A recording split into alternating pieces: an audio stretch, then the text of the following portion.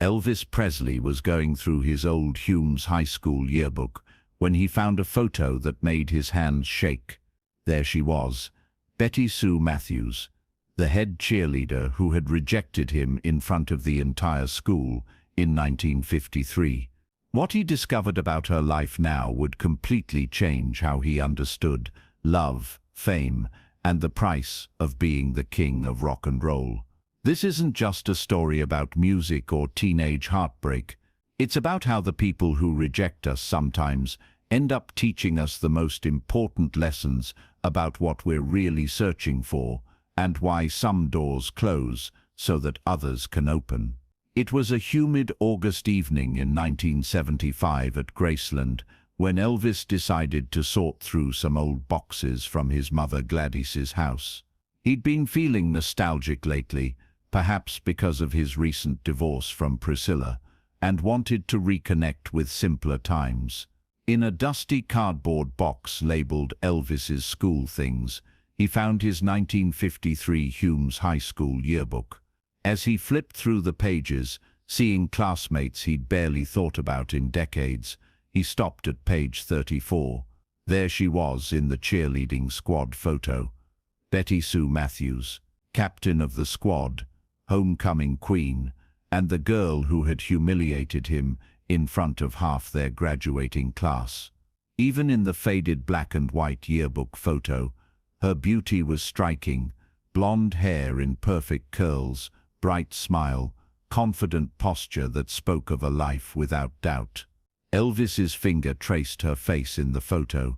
At 40, he was the most famous entertainer in the world, but looking at Betty Sue's picture transported him back to being that shy, awkward 18-year-old who sang in the church choir but felt invisible everywhere else. Betty Sue Matthews, he whispered to himself, remembering how her name used to make his teenage heart race. But what happened when he decided to find out what became of her would shock him to his core. May 14th, 1953. 18-year-old Elvis Presley had been building up courage for weeks to ask Betty Sue Matthews to the senior prom. She was everything he wasn't: popular, wealthy, from one of Memphis's most respected families. She dated Jimmy Crawford, the star quarterback, and moved through Hume's High like royalty. But Elvis had convinced himself that maybe his growing reputation as a talented singer might impress her. He'd been performing at local venues, and people were starting to notice his unique style. Surely that counted for something. That Thursday after school, Elvis made his move. Betty Sue was at her locker, surrounded by her usual crowd of popular kids. Elvis walked up, his heart pounding so hard he thought everyone could hear it. "Betty Sue," he said, his voice cracking with nerves. "Could I talk to you for a minute?" She turned, surprised. The hallway seemed to go quiet around them. "What about, Elvis?" "Well, prom's next Saturday, and I was wondering if you'd like to go with me." The silence that followed felt like an eternity. Betty Sue's friends exchanged glances, barely suppressing giggles. Jimmy Crawford, who was standing nearby, looked amused. Betty Sue's face went bright red, not from embarrassment for herself, but clearly for Elvis. "Elvis, that's really sweet," she said carefully. "But I'm already going with Jimmy." Elvis nodded, trying to hide his crushing disappointment. "Right. Of course. I should have known." But then Betty Sue's friend Cheryl spoke up with words that would echo in Elvis's mind for decades. "Betty Sue, why would you even consider going with him? Look at him, his hair, his clothes, that weird singing thing he does. He's just a poor kid from the wrong side of town who'll never amount to anything." The group erupted in laughter. Betty Sue didn't laugh, but she didn't defend Elvis either. Elvis walked away feeling smaller than he'd ever felt in his life. But what he didn't know was that this rejection would fuel a determination that would eventually make him the most famous entertainer in the world. What he also didn't know was the real reason behind Betty Sue's rejection, and how that truth would change everything. 22 years later, sitting in his Graceland music room with that old yearbook, Elvis called his assistant Joe Esposito. "Joe, I need you to find someone for me," he said quietly. "Betty Sue Matthews from Memphis. She'd be about 40 now." "Sure, Elvis. What's this about?" "Just someone I knew back in school. Someone I need to understand." It took Joe's contacts less than 24 hours to locate Betty Sue Matthews, now Betty Sue Crawford. The report they brought back made Elvis's stomach drop. Betty Sue had married Jimmy Crawford right after high school graduation, just like everyone expected, but their fairy tale life had crumbled quickly. Jimmy had become an alcoholic who couldn't hold down steady work and had a violent temper. For the past 20 years, Betty Sue had endured an abusive marriage while raising 4 children and working multiple jobs to keep the family afloat. She worked as a secretary during the day and cleaned offices at night, all while hiding the bruises Jimmy gave her. She'd never left Memphis, never pursued any of the dreams she'd once shared with friends about becoming a teacher or traveling the world. She lived in a small house in the same neighborhood where they'd all grown up, but now it was run down and struggling. But what Joe discovered about Betty Sue's current situation would shock Elvis even more. Betty Sue had been following Elvis's career obsessively for 2 decades. Her house was filled with his records, magazine clippings, and concert photos. Her neighbors reported that she played his music constantly and would tell anyone who listened that she went to school with Elvis Presley. But the most heartbreaking discovery was yet to come. As Elvis read deeper into Joe's report, the story took an even darker turn. Betty Sue's oldest son, Tommy, had been killed in Vietnam 3 years earlier. Her daughter, Lisa, had run away from home at 16 to escape Jimmy's abuse and hadn't been heard from since. The 2 younger children were showing signs of emotional trauma from witnessing domestic violence. Betty Sue herself had been hospitalized twice in the past year, once for injuries Jimmy had inflicted, and once for a nervous breakdown brought on by years of stress and trauma. The report mentioned that Betty Sue had tried to contact Elvis several times over the years, writing letters to record labels, showing up at concert venues when he performed in Memphis, even calling Graceland multiple times. None of her attempts had ever reached him, but it was one document in Joe's report that stopped Elvis cold.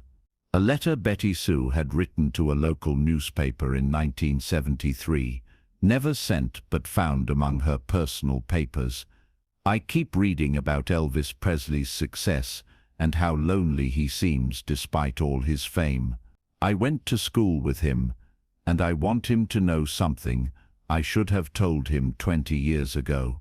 When he asked me to prom in 1953, I wanted to say yes more than anything in the world, but my father forbade it because Elvis's family was poor and different.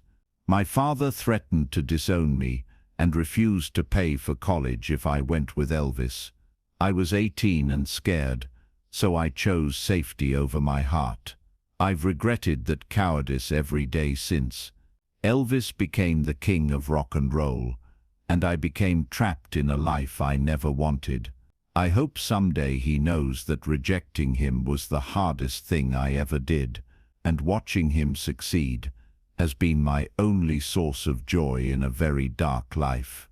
Elvis stared at the letter, tears streaming down his face. She had wanted to say yes. Her rejection had nothing to do with him, and everything to do with her father's prejudices and her own fear.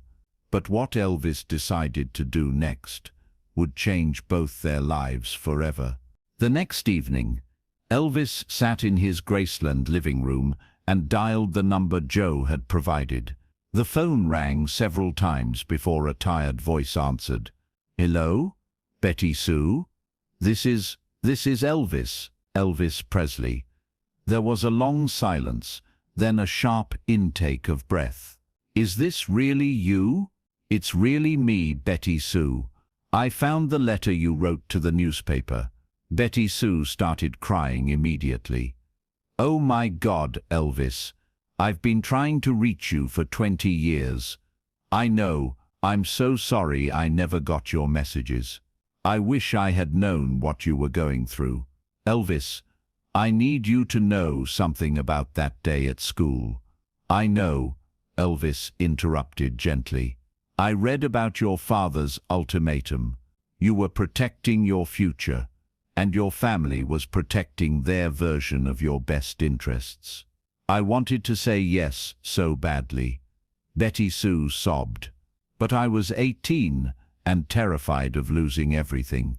I chose security over love, and it was the biggest mistake of my life." "Betty Sue, you didn't make a mistake. You made the choice you thought you had to make. But more importantly, you protected both of us from something that wasn't meant to be." "What do you mean?" "If you'd said yes that night, I might never have felt the pain that drove me to music. I might never have channeled that rejection into the passion that defined my career." But what Elvis told her next would transform both their lives. "Betty Sue, I want to help you get away from Jimmy." "Elvis, I can't accept charity." "It's not charity. It's gratitude." "Gratitude for what?"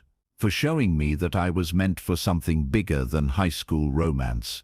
Your rejection taught me that my real love affair was supposed to be with music, not with any one person." Elvis had already made his decision during their conversation. "I'm buying you a house. A safe house where Jimmy can't find you.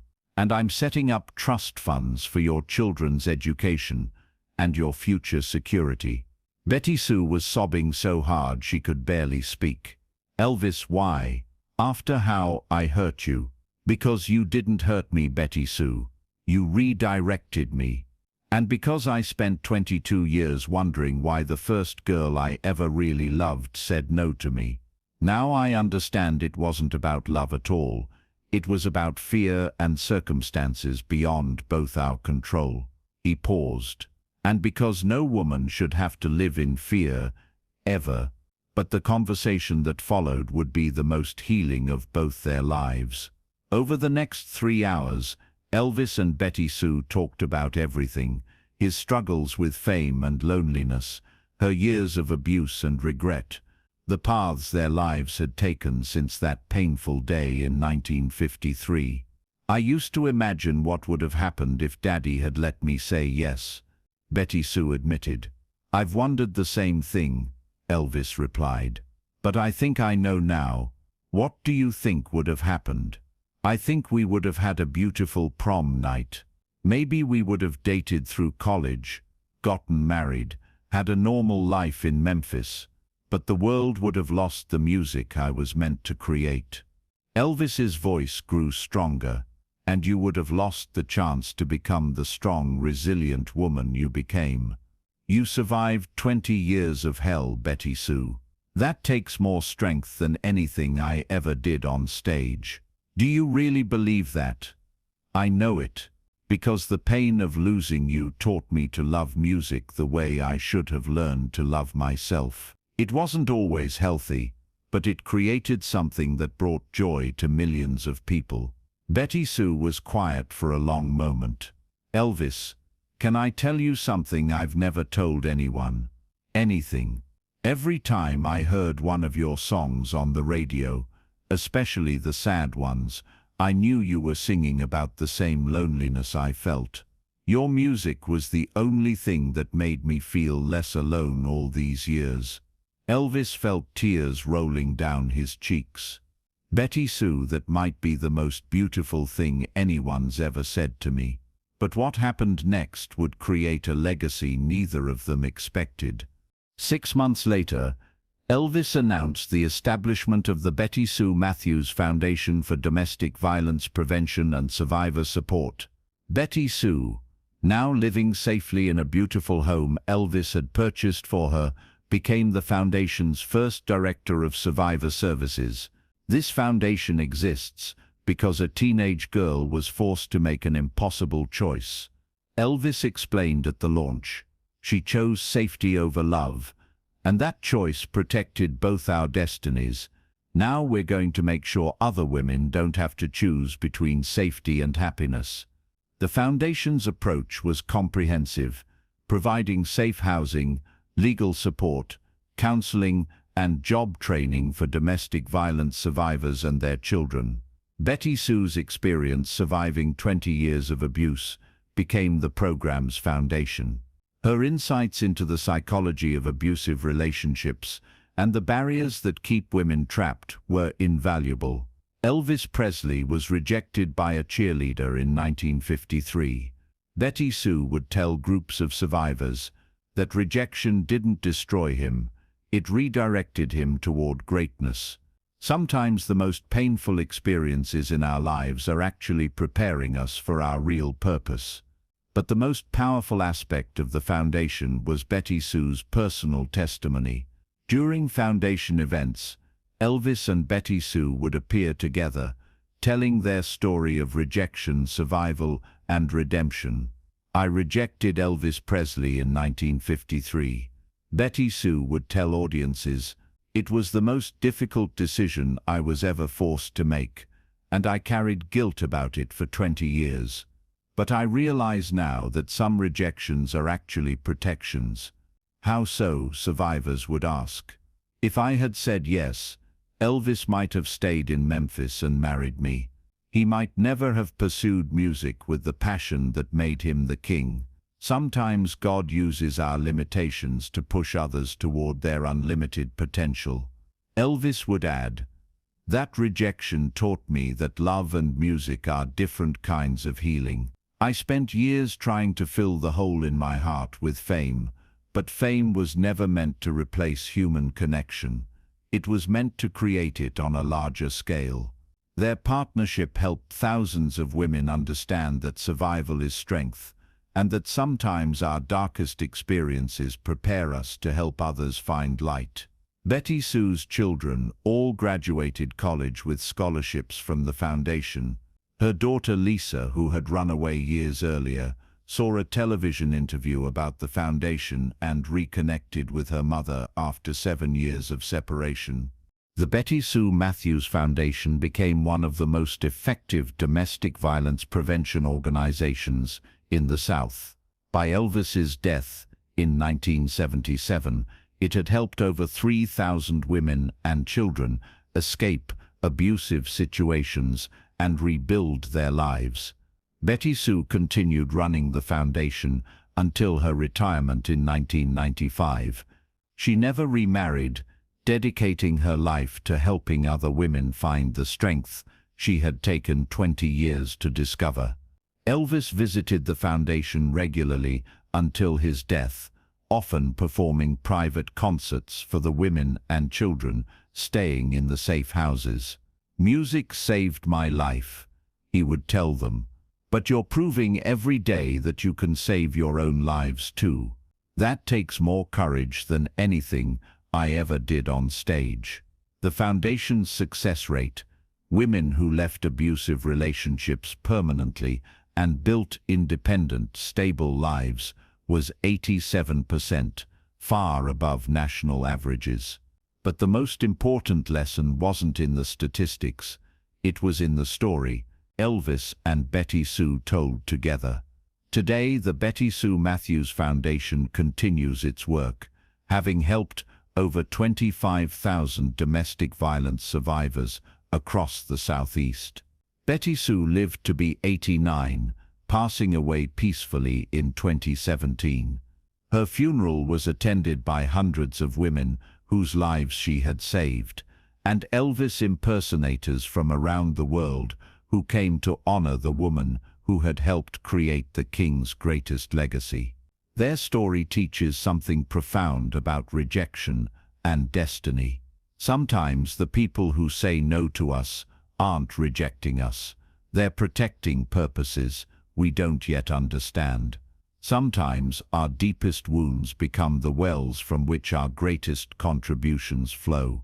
Sometimes love means letting someone go so they can become who they're meant to be, and then finding them again when you're both ready to heal.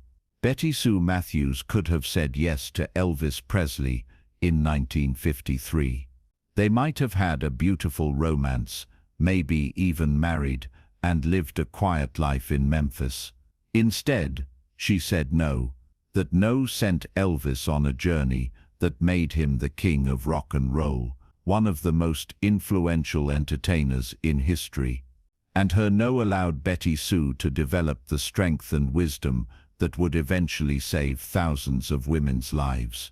Today, when women in abusive relationships feel hopeless and trapped, counselors tell them about Elvis and Betty Sue, two teenagers whose broken hearts led them to their true callings decades later. They tell them that sometimes the person who rejects you is actually protecting you both. They tell them that sometimes survival is the first step toward service. And they tell them that it's never too late for healing, understanding, and redemption. If this story moved you, remember that every rejection might be redirection towards something greater than you can imagine. The cheerleader who rejected Elvis Presley didn't break his heart. She set it free to heal the world through music, and then let him help heal her world through love and understanding. Sometimes the greatest love stories aren't about getting the person, they're about understanding why you weren't supposed to, and finding peace in that truth.